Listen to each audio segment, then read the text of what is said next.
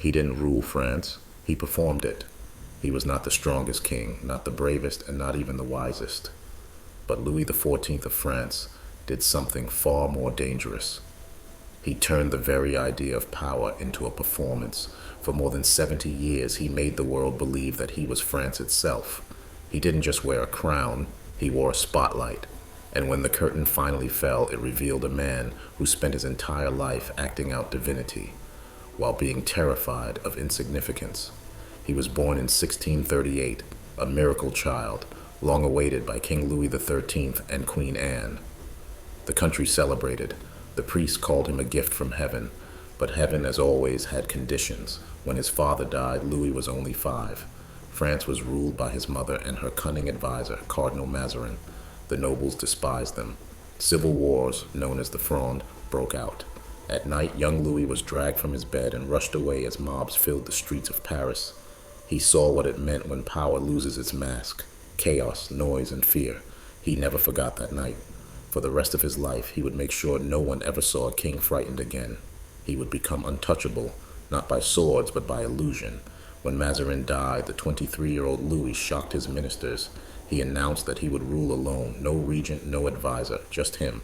He chose the sun as his emblem. Why? Because everything alive depends on it, and everything beneath it knows its place. The sun shines and the world obeys. Louis intended to do the same. He called himself Le Roi Soleil, the Sun King. It was more than a title. It was branding.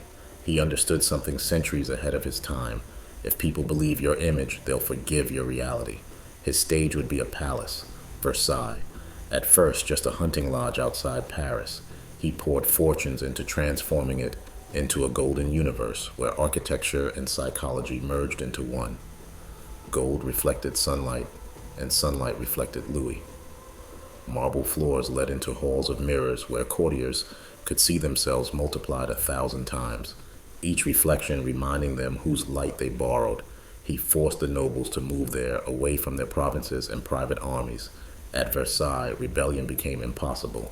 How could you plot against a king when you spent every day rehearsing your role in his theater? They competed not for land or influence, but for the honor of holding the royal candle, passing him a shirt, or watching him dine. It was absurd and brilliant. Louis turned the most dangerous men in France into extras in his play. Every morning began with Le Lever du Roi, the king's rising. Music, curtains, ceremony. The first courtier entered, bowing, then another and another, each performing their little dance of loyalty. They watched him wake, dress, and eat breakfast. He never lifted a spoon himself. Every gesture was part of a script repeated daily for decades. To the world, it looked divine. To Louis, it was control, the power to choreograph every second of his existence and every thought of those who witnessed it. He turned monarchy into choreography. Politics became ballet. Loyalty became etiquette. Even silence had a protocol. Louis was not content to rule. He wanted to dazzle. He loved dance, theater, music. He starred in ballets himself, often playing gods, Apollo, the sun, divine figures of light. He wore golden armor, his face painted to glow. The audience gasped. The nobles cheered. Their cheers weren't just applause, they were submission. He realized that beauty could do what fear could not. If you can enchant people, you don't have to threaten them. They will follow you willingly into the illusion. In time, France itself became one vast stage set. Its rituals, uniforms, even architecture followed his design. Versailles was the influencer headquarters of the 17th century, and Louis was its algorithm. But the sun, even while shining, burns. Louis fought wars to expand France, wars that drained its coffers and filled its graveyards. While the court sparkled, the peasants starved. They called it the century of gold, but for most it was the century of hunger. He built monuments instead of hospitals, opera houses instead of granaries. Every project had one purpose: to make sure his name would outlive him. He once said, "L'État, c'est moi." I am the state. It sounded poetic. It was catastrophic. When a man becomes a country, the country begins to die the moment he ages. Despite his arrogance, Louis was deeply religious. He saw his power as divine, yet constantly worried about sin and damnation. He confessed often, but not everything. How do you confess pride when pride is the foundation of your throne? He loved women, adored attention, and alternated between guilt and indulgence. To him, repentance was another kind of performance, a smaller stage with God as the audience. Even his faith was theater, part sincere, part scripted. In private letters, a different Louis appears, a tired man afraid of aging, haunted by the idea that once the music stops, the world might forget him. He demanded that painters capture him as young and immortal.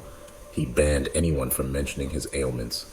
He replaced reality with ceremony until even he forgot where one ended and the other began.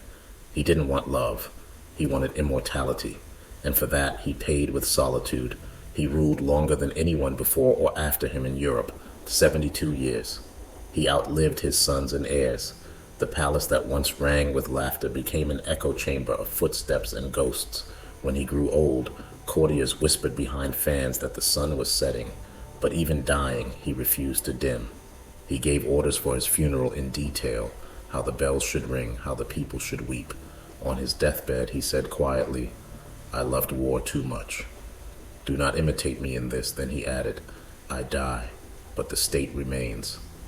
A final performance, still rehearsed, still proud, still perfectly lit. When he was gone, France exhaled. The nobles relaxed, the peasants hoped, and the treasuries groaned from emptiness. His great-grandson inherited a kingdom sparkling on the surface, rotting beneath, and yet Louis had achieved what he always wanted. They still spoke his name. Even his enemies couldn't deny his brilliance. He had proven that power could be built not on swords, but on spectacle. Every dictator, every populist, every celebrity politician owes him a debt. They all learned from the same master of illusion. Centuries later, we still live in his reflection. Our screens are the mirrors of Versailles. Our leaders pose for the camera. Our idols broadcast every move. We chase relevance, likes, fame, our own little spotlights in digital palaces.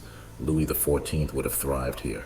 He would have had millions of followers, daily rituals of the king live streamed from his golden hall, hashtags like #, the sun rises, and #, Versailles vibes.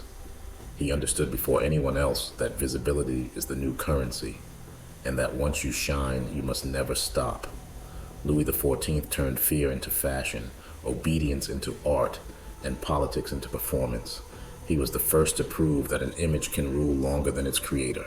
Behind the gold and mirrors was a frightened boy who once ran from Paris in the dark and spent a lifetime ensuring the darkness never caught him again. He didn't burn his country with hatred. He simply wanted the world to stay bright enough to never see his shadow. And maybe that's why, centuries later, we still live under the light he left behind.